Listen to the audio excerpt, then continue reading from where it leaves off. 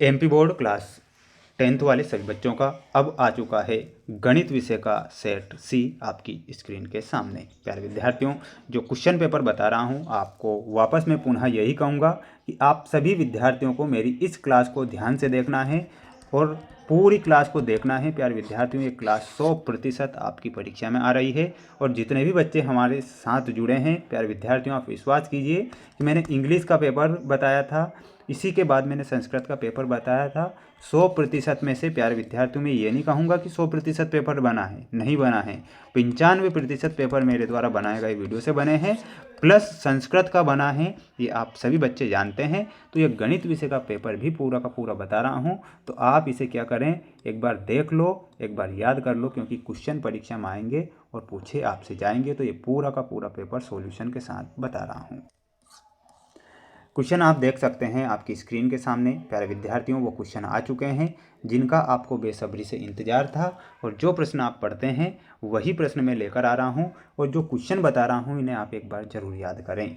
12, 16, 20 का highest common factor आपसे पूछा है, तो हाईएस्ट कॉमन फैक्टर क्या होता है, तो इसमें आपको 4 करेक्ट उत्तर के रूप में लिखना है, जो कि 4 हमारा क्या हो जाएगा, सही आंसर हो जाएगा।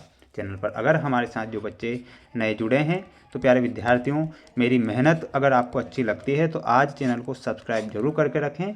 बाकी 3 सब्जेक्ट के जो पेपर हैं वो भी मेरे द्वारा बता दिए जाएंगे, जिनमें से आपको परीक्षा में प्रश्न दिए जाएंगे और पूछे जाएंगे। तो यहाँ पर आपको क्या बताना है, 4 लिखना है।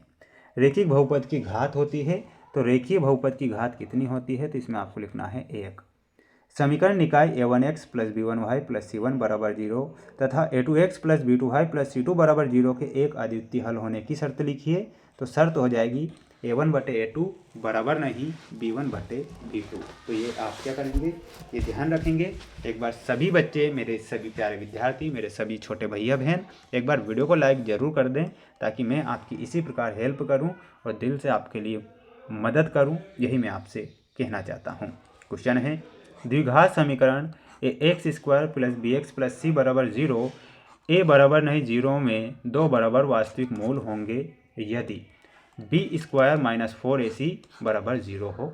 तो यहाँ पर आपको समांतर श्रेणी -3 -1/2 2 का जो 11वां पद होता है, 11वां पद 22 होता है, तो इसमें आपको 11वें पद में 22 के रूप में लिखना है। इसके बाद देख लीजिए, ये आपका 6वां क्वेश्चन है परीक्षा के लिए। क्वेश्चन है, बिंदु P -7 7 और -Q -2 -3 के बीच की जो दूरी होती है वो 5√5 होती है। तो यहाँ पर आप ऑप्शन नंबर फर्स्ट करेक्ट करेंगे। प्यारे बच्चों, लग रहा है ना दिल से मेहनत कर रहा हूँ? तो अगर आपको वाकई लग रहा है तो प्यारे विद्यार्थियों, एक बार मैं आपसे कहना चाहूँगा सभी की स्क्रीन के सामने,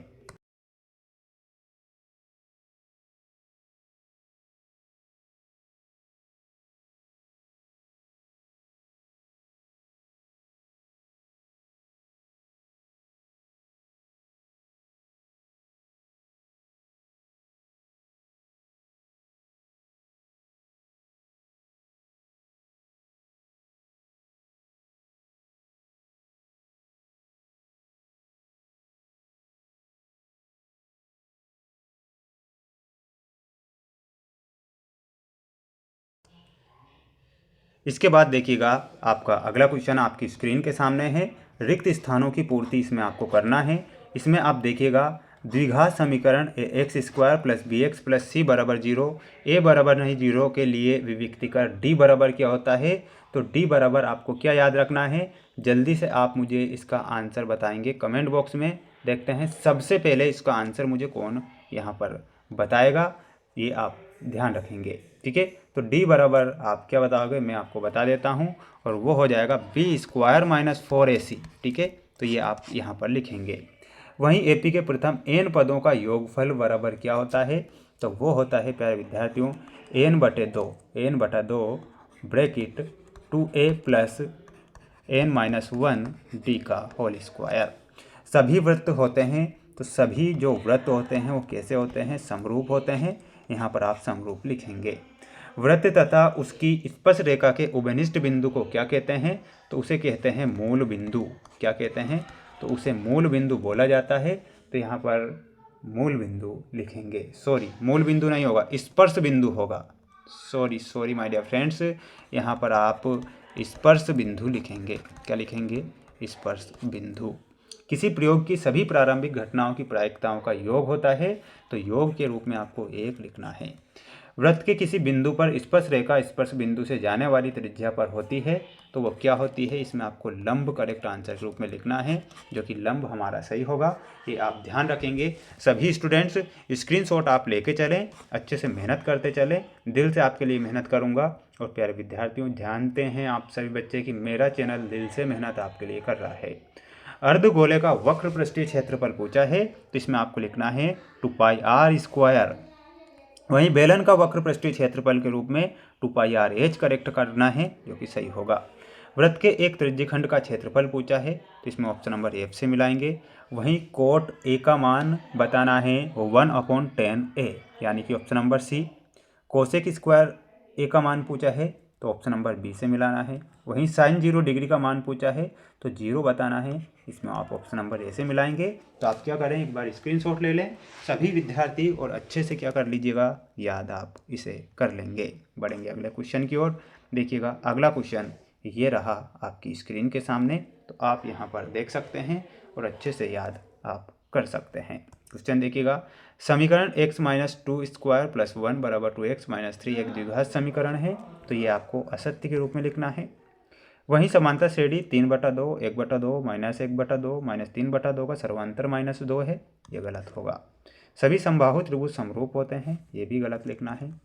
वहीं बिंदु A 3-1 और B 6-4 का मध्य बिंदु 9-3 है, बिल्कुल ये गलत है। वहीं किसी घटना E के लिए PE = 1 - PE होता है, ये आपको सत्य लिखना है। केंद्रीय प्रवृत्ति के मापकों में एक आनुभाविक संबंध है जो निम्नलिखित है, त्रिमाध्यक = बहुलक + 2 माध्य, ये सही आपको लिखना है। ये आप यहाँ पर ध्यान रखेंगे और अच्छे से लिख कर आएंगे। बढ़ेंगे अगले क्वेश्चन की ओर। अगला क्वेश्चन देख लीजिए, ये रहा आपका। प्रत्येक का एक शब्द या एक वाक्य में उत्तर देना रहेगा। कोण AA समरूपता कसौटी लिखिए। तो कसौटी क्या होती है? यदि एक त्रिभुज के दो कोण दूसरे त्रिभुज के दो कोणों के बराबर हो तो दोनों त्रिभुज समरूप होते हैं, तो इसकी कसौटी आपको लिखना है। बिंदु P x1y1 एवं Q x2y2 के बीच की दूरी बताइए। तो दूरी क्या होती है? तो ध्यान रखना है आप सभी विद्यार्थियों को, और वो क्या हो जाएगी, x2 - x1 का स्क्वायर प्लस y2 - y1 का स्क्वायर, और ये सभी किस में है? ये रूट में है। ठीक है। दृष्टि रेखा की परिभाषा याद करके जाना है, और वो क्या होती है आपको इसे कमेंट बॉक्स में बताना है। वृत्त के त्रिज्यखंड के चाप की लंबाई का सूत्र क्या होता है? तो सूत्र होता है θ/360 × 2πr। एक वृत्त की कितनी स्पर्श रेखाएं हो सकती है? तो इसमें आपको लिखना है अनंत। वहीं अवनमन कोण की परिभाषा याद करके जाना है, और वह क्या होती है? अवनमन कोण वह कोण है जो क्षैतिज रेखा तथा दृष्टि रेखा से तब बनता है जब वस्तु प्रेक्षक के स्तर से नीचे होती है, जिसे अवनमन कोण कहते हैं। तो ये आप सभी बच्चे ध्यान रखेंगे। जितने भी स्टूडेंट्स वीडियो को देख रहे हैं, तो सभी बच्चों को वीडियो को लाइक करके सब्सक्राइब चैनल को आज करके ही रखना है, क्योंकि आपको जो क्वेश्चन पेपर बताऊँगा पेपर परीक्षा में आएंगे। इसके बाद देख लीजिए, ये आपका अगला सेट पेपर होगा, जिसका नाम है सेट D। आपकी स्क्रीन के सामने आप सभी विद्यार्थियों से हर वीडियो में ये कह रहा हूँ कि A, B, C, D और E 5 सेट पेपर मेरे चैनल पर आएंगे, जो कि आपकी परीक्षा में से 100% में से 95% पेपर बन जाएगा। तो आप सभी बच्चों को उन सारे सेट पेपर को देखना है। किसी प्रकार से रियल या फिर वायरल पेपर के चक्कर में नहीं रहना है, आपको मेहनत करना है। सभी विद्यार्थियों को बेस्ट ऑफ लक। जय हिंद, वंदे मातरम।